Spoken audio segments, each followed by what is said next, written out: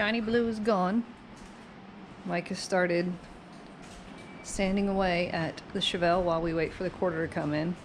We actually did have a quarter come in, and it came off the truck, and Mike opened the box and said, please put this back on the truck and send it back, because it was already crunched. So hopefully this week. Yes, this week. I'm thinking, yeah, I hope so. Hopefully this week the driver's quarter comes in and he can get that put back on and then get back to the 11 million hours of sanding that needs to happen. So I kind of realized after we posted this last video and a quick reel I did on Instagram that we never really actually talked about the Chevelle really at all, because it was built before we were on Instagram, before we were on YouTube. So we'll do kind of a quick backstory on the bodywork on the Chevelle. A lot of it's going to be pictures because we didn't have,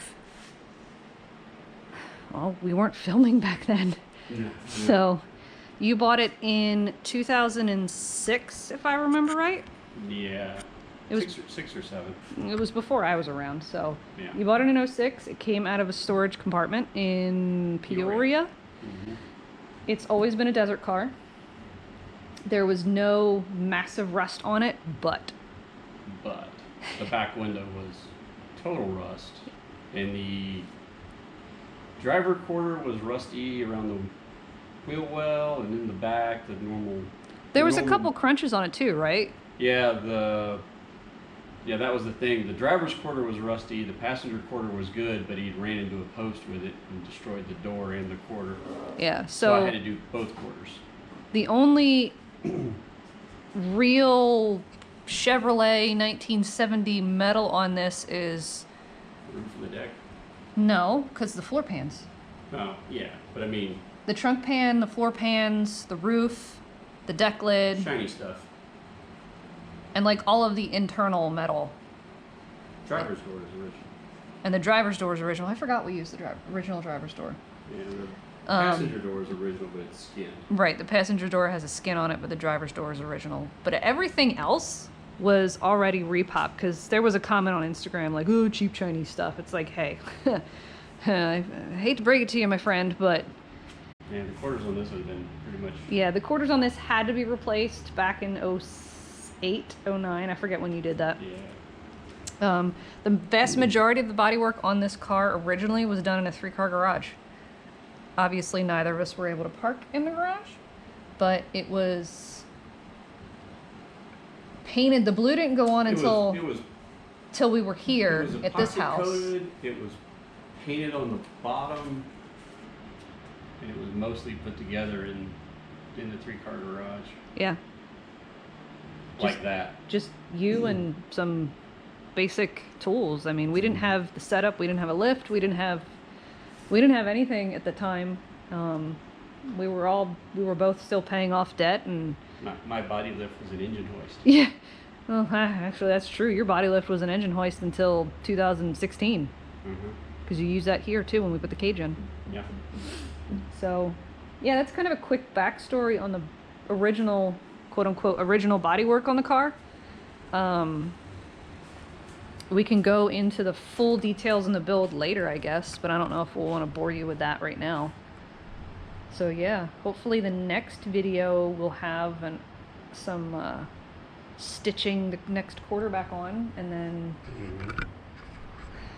more and more and more and more sanding. Yeah, my favorite. Your favorite, sanding. Lots of sanding. And then lots of money to buy this blue again, because this blue is an attention getter. Everybody loves this blue. Yeah, it took us a while to find this blue. That's a funny story too. That's a funny story. We would go to countless dealerships, and they would get excited and try and sell us a Cobalt or some stupid little sedan that we were looking at. It's like, no, we're just looking at the door codes for the color, because we picked out, I think, 4 different colors straight off of a lot. Went and got samples, threw them on the deck lid, and another piece of metal. There's something else we threw it on too. Just two different metals, and then we chose from those 4, and that's how we got to this color. But it was really important that we see the color in the sunshine, in the daylight, instead of just, picking out of a paint you chip know, book. 'Cause picking out of a paint chip book, because that doesn't always work out. So first car I had painted, I picked it out of a paint chip book, and it was a pretty color, but it was way different than what I thought it was going to be, and I didn't want that to happen again. So I wanted to see it on a car. So fingers crossed, next video we're gonna have out is gonna have the quarter going back on, and then hopefully you can steamroll through a whole bunch more sanding and we can start getting this thing painted in a month or so. Yeah. The goal is to have it completely painted by mid-October for the Optima event in Utah, but I'm hoping to have it painted long before then so it can be cured Well, and ready to go. it has to be painted early September because it has to cure, and then I'm going to get it. I want to at least coat the bottom of it with some kind of rock protection, and so I don't have to repaint it every 5 years like we're doing now. Yeah, because that's kind of a pain in the butt. Nobody likes painting, especially a full car. So, So yeah, that's where we're at, guys. Thanks for continuing to follow along. I know bodywork can be super tedious and really boring. We're trying to keep it a little Yes, interesting. It's very boring. Yeah, I'm not doing it. This is his job. Mhm. No, me. I told you a You long need to time come ago. out here to I help. told you a long time ago I don't do bodywork. I polished this. You did not. I did too. You did not. Oh, I did too. I helped. You helped. You helped. You get to help sand. No. Uh-huh. Nope. That's not how that works. When you get Uh-huh. to polishing on the Chevelle, I'll help you polish it. I'm gonna pass that off to somebody else. Smart. Very smart. Let's pay a professional to do that. But the guy yeah. knows what he's doing. Do that. Exactly. So, thanks for following along, guys. Also, the Revcon is still for sale, so I'm gonna link the Facebook ad back in the description below, and I will put the quick little video walk around I did of it when we listed it for sale here at the end. So, if you're interested, buy our stuff so we can buy other stuff. So, thanks for following along, guys.